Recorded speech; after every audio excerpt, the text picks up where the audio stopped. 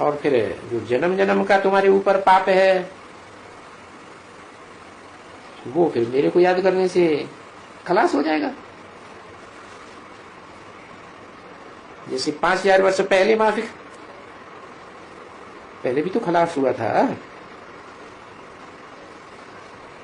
कल पहले भी तुमको ये शिक्षा दी थी ना बच्चों। तो मेरे को याद करने से तुम्हारे विकर्म सब विनाश हो जाएगा, मैं गारंटी करता हूं। मेरे को याद करने ऐसे क्यों बोला? तो मेरे को याद करने से विनाश हो जाएगा और दूसरे को याद कर लिया तो क्या मुसीबत आ गई? क्या अंतर पड़ेगा? है 11/7/67 की वाणी का 6ठा पेज। गारंटी है, इनके लिए गारंटी है।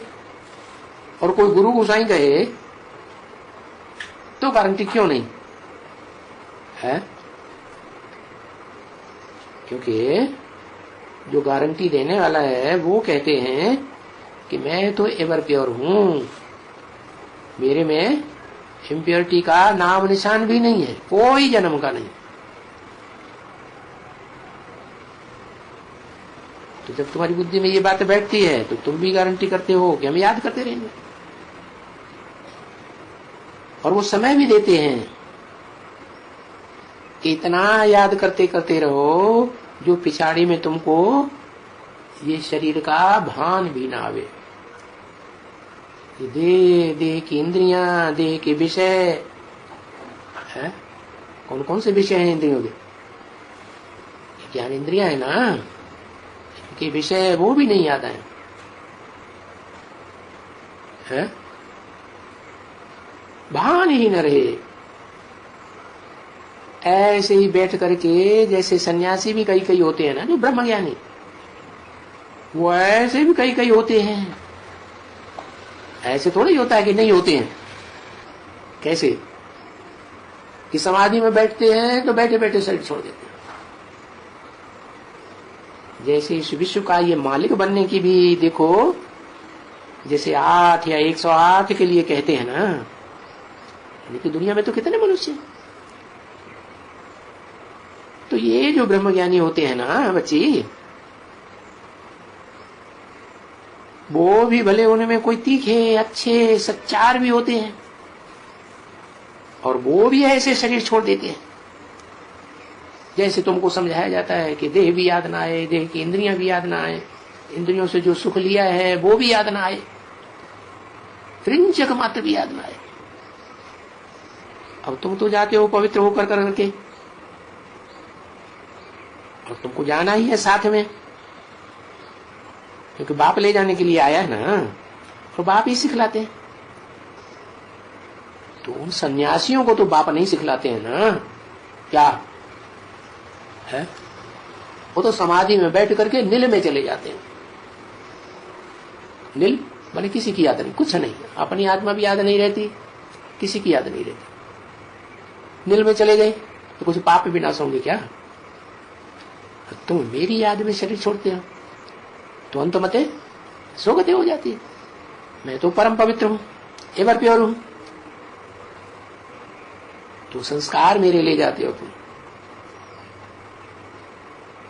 तो बाप आया है, अब ये सब सिखलाते रहते हैं।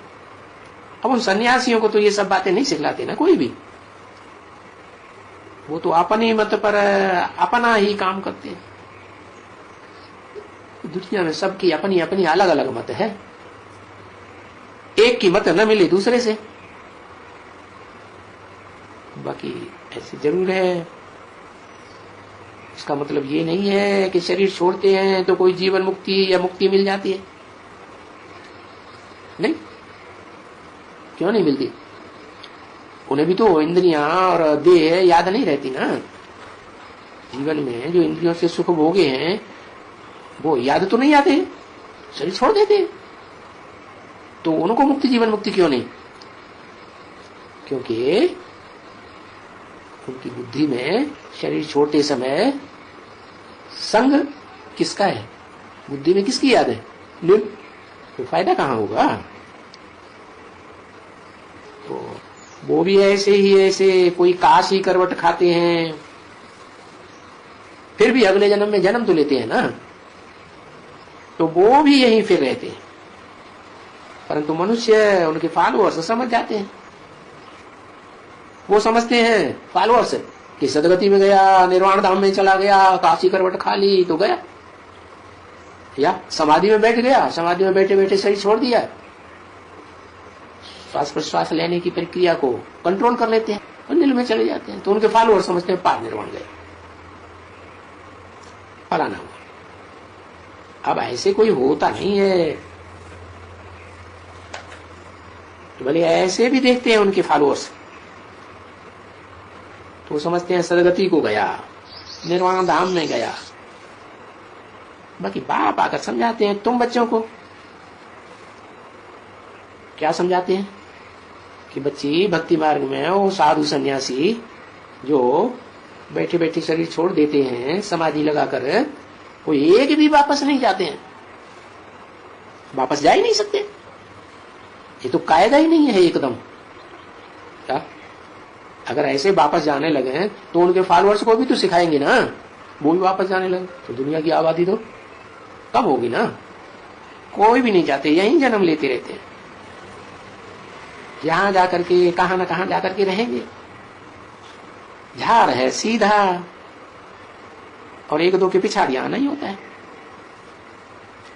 तो ये झाड़ है ना इस दुनिया में, ये तो जनसंख्या बढ़ती रहती है ना। तो ये भी बच्चों को समझाया जाता है अच्छी तरह से कि वहां जो बैठे बैठे शरीर छोड़ते हैं साधु सन्यासी, वो कोई मुक्ति, जीवन मुक्ति को नहीं पाते हैं। देखो है यहां बैठे हुए हो तुम, संगम युग पर बैठे हुए, और वो कलयुग में देखो बैठे हुए। ये क्या शास्त्र में ऐसे लिखा जाता है